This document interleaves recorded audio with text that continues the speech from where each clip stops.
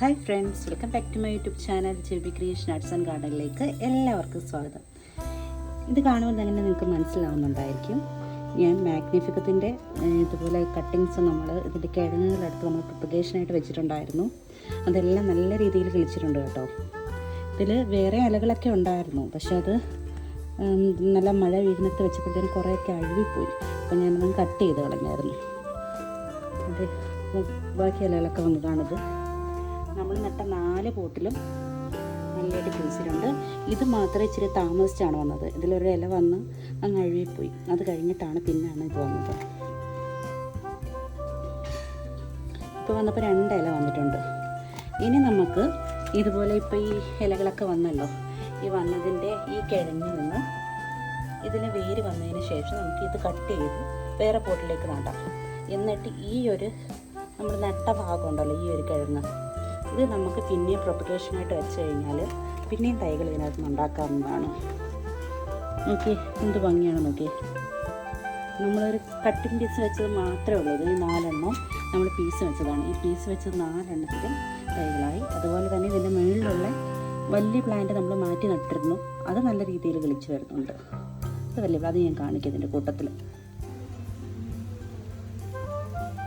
നമ്മളൊന്ന് കട്ട് ചെയ്തതിൻ്റെ മുകളിലിരുന്ന മാഗ്നിഫിക്കത്തിൻ്റെ അതിൻ്റെ മുകൾ വശം നമ്മൾ കട്ട് ചെയ്ത് വെച്ചിട്ടുണ്ടായിരുന്നല്ലോ, ആ പ്ലാന്റാണിത്. ഇതിൽ ഇപ്പം 2-3 ഇലകളൊക്കെ വന്നു. അന്ന് ഉണ്ടായിരുന്ന ഇല ഒരെണ്ണം അങ്ങ് അഴുകിപ്പോയി. അഴുകിയില മൊത്തം കീറിയതുകൊണ്ട് കട്ട് ചെയ്ത് കളഞ്ഞു.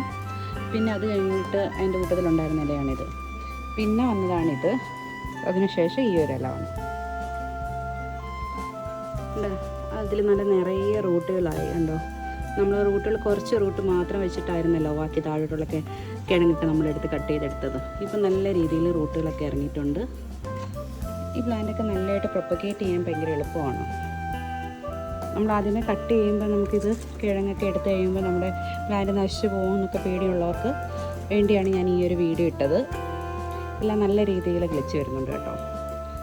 നമുക്ക് പ്രൊപ്പഗേറ്റ് ചെയ്യാൻ വലിയ മെച്ചുറായിട്ടുള്ള പ്ലാന്റ് ഉണ്ടെങ്കിൽ നമുക്കതിൻ്റെ കിഴങ്ങുകൾ താഴോട്ടുള്ള കിഴങ്ങുകൾ കട്ട് ചെയ്ത് നമുക്ക് എടുക്കാവുന്നതാണ്.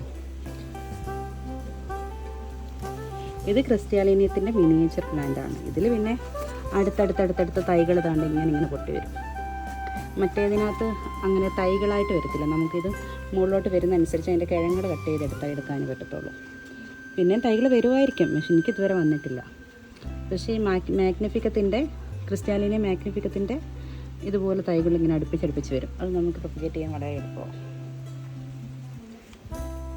നിങ്ങൾക്കെല്ലാവർക്കും എൻ്റെ ഈ വീഡിയോ ഇഷ്ടമായ ലൈക്കും ഷെയറും സബ്സ്ക്രൈബും ചെയ്യാൻ മറക്കരുത്. അടുത്ത വീഡിയോയുമായി കാണും വരെ ബൈ ബൈ.